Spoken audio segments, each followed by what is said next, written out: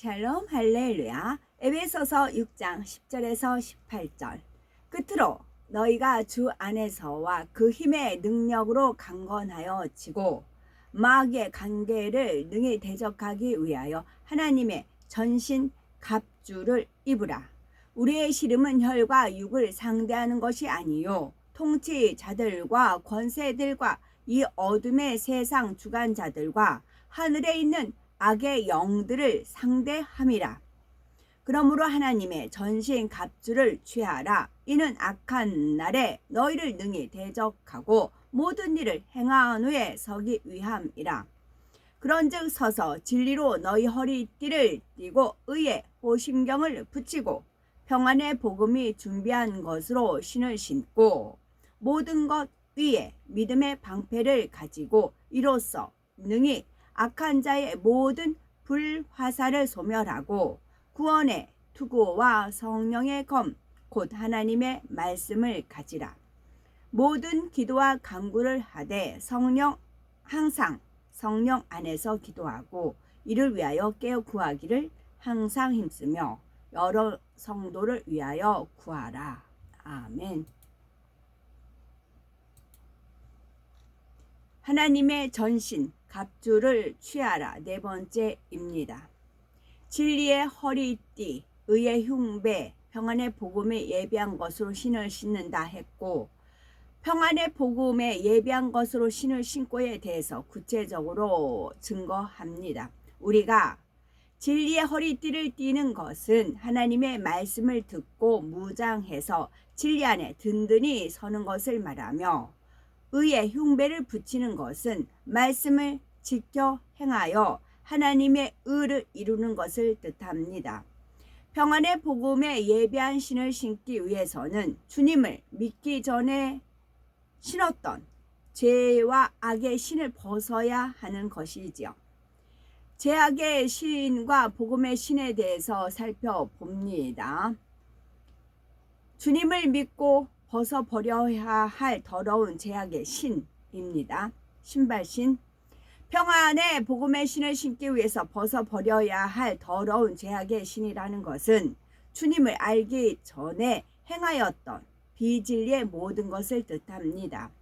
골로새서 3장 8절에 이제는 너희가 이 모든 것을 벗어버리라. 곧 분과 악의와 회방과 너희 입에 부끄러운 말이라 하신 말씀을 통해 더러운 죄악에 대해서 살펴봅니다.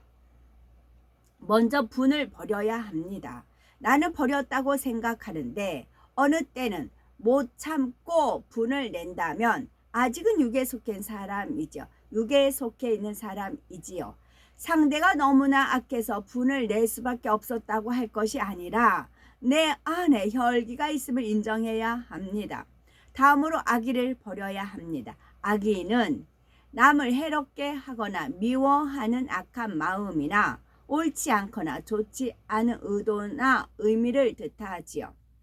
악의를 가지고 거짓말을 지어내고 악의를 가지고 계획을 써서 사람들을 선동하고 상대를 공격하고 괴롭히는 것은 심히 악한 일입니다. 불이익을 끼치고 힘들게 한 사람에 대해 나쁜 감정을 가지고 있고 미워하고 비방한다면 이는 악의에서 나온 행동이지요. 셋째로 회방을 버려야 합니다. 내 마음이나 내 생각과 맞지 않다고 상대를 회방해서는 안 됩니다. 상대가 내 일을 회방한다고 해서 나도 상대를 회방해서는 안 되지요. 공의의 하나님께 기도로 맡겨야 합니다. 넷째로 부끄러운 말을 버려야 합니다. 욕이나 음란한 말, 판단, 정죄, 수군거림, 비진리의 말 등 부끄러운 말은 입에 담지도 말아야 하지요. 다른 사람에 대한 것이라 해서 비진리의 말을 전해서도 안 됩니다. 골로새서 3장 9절에 너희가 서로 거짓말을 말라 옛사람과 그 행위를 벗어버리라 라고 하셨지요. 우리는 세상 구습을 벗어버린 새로운 피조물로 새 사람을 입었습니다. 우리의 마음과 생각, 우리의 말과 행실이 비진리에서 진리로 바뀌었지요. 이것이 진정 주님을 믿고 영생을 얻는 길이요 올바른 신앙생활입니다. 세상의 더러운 신을 벗고 복음의 신을 신은 사람인 것입니다. 천국에 합당한 사람이 되기 위해서 그래요. 천국 백성이 되기 위해서. 우리는 앞으로 천국 가서 살아야 돼요. 그러면 천국 가서 살 자질을 갖추어야 돼요. 그래서 그렇습니다. 골로새서 3장 10절에는 새 사람을 입었으니 이는 자기를 창조하신 자의 형상을 쫓아 지식에까지 새롭게 하심을 받은 자니라 말씀합니다. 세상에서 배운 지식은 하나님의 지식과는 맞지 않는 것이 대부분이기에 새 사람을 입어 변화되면 세상에서 배우고 옳다 했던 지식도 진리의 지식으로 새롭게 하십니다. 그렇다고 세상에서 배운 것을 다 없애라는 것이 아니라 진리와 다른 것은 가차없이 버릴 수 있어야 합니다. 성경에 기록된 진리는 살려고 하면 죽어져라, 죽어지면 산다라는 것이니 세상 지식으로는 이해가 되지 않습니다. 가령 상대가 거짓말을 지어내어 모함하며 공격하는데 묵묵히 참고 상대를 위해 기도한다면 이것이 바로 죽어지는 것입니다. 세상 지식으로 비춰볼 때는 바보 같은 모습이지만 이것이 진리요 선과 사랑이기에 그렇게 행할 수가 있게 되지요. 섬김을 받으려고 하지 말고 섬기라 하신 말씀대로 순종해 내가 먼저 섬길 때 하나님이 높여주시고 섬김받게 하십니다. 오른뺨을 때리면 왼뺨도 대어주어라 하신 말씀대로 행하니 하나님께서 은혜를 주시고 내가 희생함으로 손해를 본 것이 아니라 잘한 것임을 마음으로 인정하게 되지요. 이럴 때 이것이 진리의 지식으로 자리 잡습니다. 전에는 누가 때리면 같이 때린다는 것이 옳은 것 같았는데 진리로 순종해 나감으로써 점점 마음과 생각이 맞으면 왼편도 대어주자로 바뀝니다.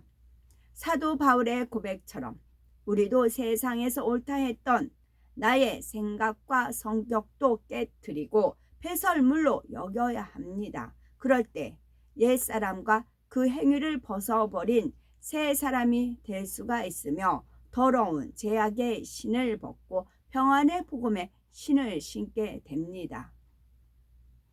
평안의 복음에 예비한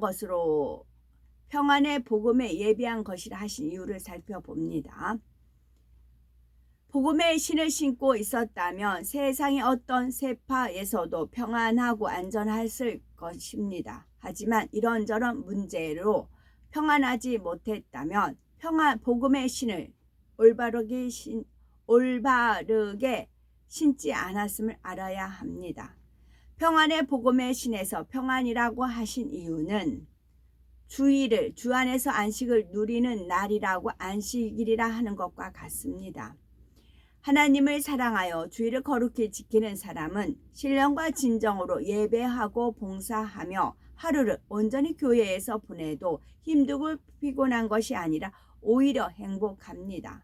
생명의 말씀인 영의 양식으로 채우며 하나님을 사랑하는 방법을 배워서 힘차게 하나님께 나아가니 주일은 즐거운 날이지요. 또한 주일을 거룩히 지키며 마음의 소원을 응답받으며 한 주간을 지킴받으니 복받는 날이요 진정한 안식을 누리는 날이 됩니다. 이처럼 복음 역시 우리들에게 평안을 준다는 의미에서 평안의 복음이라 하신 것입니다. 복음이란 복된 소리라는 뜻이지요. 구세주가 되시는 주님에 대해서 우리의 아버지가 되시는 하나님에 대해 본향인 전국에 대해 듣는 것을 의미합니다. 이 복된 소식을 듣게 되고 믿어질 때 감사와 기쁨, 희열이 넘칩니다. 우리가 죄악 가운데 살다가 지치고 찢긴 심령으로 처음 주님을 만났을 때 세상이 줄 수 없는 위로와 평안을 얻을 수가 있습니다. 그러니 먹지 않아도 배부르는 것 같고 좋은 것을 입고 취하지 않아도 행복하고 자랑스럽지요.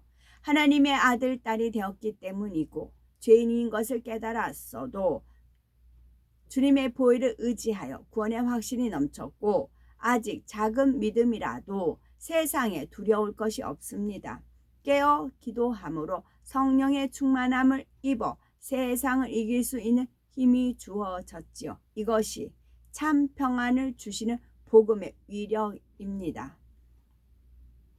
평안의 복음을 신을 신는다는 것은 하나님의 말씀을 지켜 행하는 것입니다. 말씀대로 순종하면 세상에서도 평안을 유지할 수가 있지요. 직장에서 힘들게 하는 상사가 있어도 말씀대로 순종하는 사람은 힘들고 괴롭지 않습니다. 선과 사랑을 채우는 변화의 시간이라 생각하니 하나님의 사랑이 임하여 마음의 천국을 이룰 수가 있지요. 결국 하나님께서 상대를 변화시켜 주시고 화목해 해 주실 뿐 아니라 회사에서 인정받는 복까지 주시지요. 이처럼 복음을 듣고 지켜 행하면 축복이 임하는 것을 볼 수가 있습니다. 우리가 들어가야 할 천국문은 좁은 문입니다. 때로는 역경과 어려움이 오기도 하며 믿음이 여릴 때는 이 길이 좁고 험하게 느껴지기도 하지요. 하지만 믿음의 반석에만 서도 어려움은 다가오지 않습니다. 복음의 신을 신은 사람, 즉 진리 안에서 은혜 가운데 살아가는 사람에게는 이 길이 힘들고 어려운 길이 아닙니다. 오히려 기쁨과 감사함으로 가는 평안의 길이요. 믿음의 선진들도 그러했지요.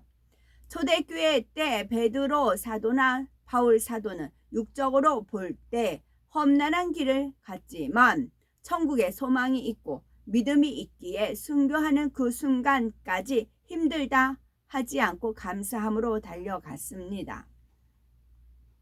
이처럼 복음은 우리를 힘들게 어렵게 만드는 것이 아닙니다. 아름다운 천국으로 인도해 주시며 이 땅에서도 행복과 기쁨을 주지요. 따라서 평안의 복음이 예비한 것으로 신을 신은 사람이라면 하나님의 말씀대로 순종하며 살아가는 것이 평안하고 행복하게 느껴집니다. 하지만 복음을 듣고도 순종하지 않는 사람은 복음의 신을 신지 않았기에 원수마귀 사단이 계속 미혹하며 신앙생활이 힘들고 세상이 좋아 보이지요.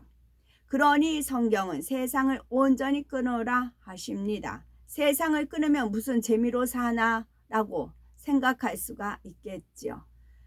그러나 대신에 영의 것으로 채우면 됩니다. 기도하고 찬양하며 하나님 말씀을 듣고 읽으며 전도와 신방을 하며 하나님 나라를 위해 충성하는 등 영의 것으로 채워야 하지요. 그렇게 보낸 하루는 너무나 기쁘고 행복합니다. 이는 하나님께서 위로부터 주시는 참 평안과 행복이지요. 그런데 만약 복음의 신을 신은 것을 평안하다고 느끼지 못하고 오히려 힘들다고 생각한다면 어떻게 되겠습니까? 원수마귀 사단은 주변에 세상적인 유혹을 통해서 쾌계를 부릴 것입니다. 그만큼 했으니 이제부터는 좀 편하게 신앙생활해. 적당히 하면 되지 뭐. 이렇게 적당주의 신앙생활로 빠지도록 만들어 가기도 하지요. 이때 세상에 대한 미련이나 세상적인 평안함과 즐거움의 유혹을 버리지 못한 사람은 그 괴계에 넘어갈 수가 있습니다. 따라서 천국 가는 길에 있어서 반드시 평안의 복음으로 신을 신어야 합니다. 이러한 평안의 복음은 누구에게나 예비되어 있습니다. 누구든지 자신의 더러운 신을 벗고 복음으로 새롭게 신을 신고자 하는 사람에게는 항상 준비되어 있지요. 평안의 복음에 예비된 것으로 우리만 신을 신을 것이 아니라 세상 사람들에게도 전해서 그들도 함께 신도록 해야 되겠지요.